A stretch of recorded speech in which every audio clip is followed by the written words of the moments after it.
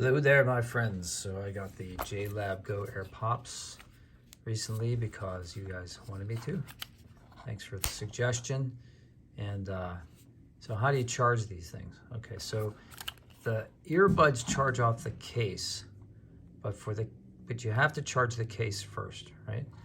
So if there were a charge right now in the case, these earbuds would be charging, but I just got them, so they need to be charged. So I got to charge the case. So how do you do that?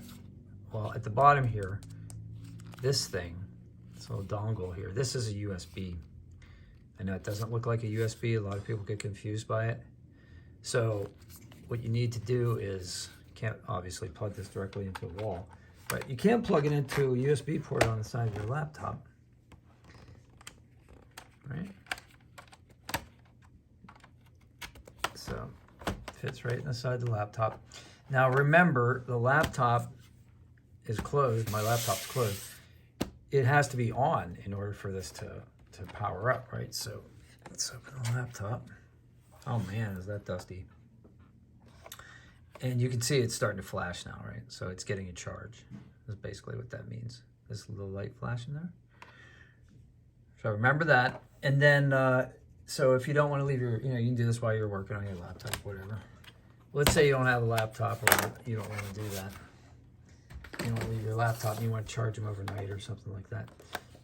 You can also use a charging, like a brick. This is from my tablet. That's what it says Amazon on it. For the Fire tablet. Plug that in like that.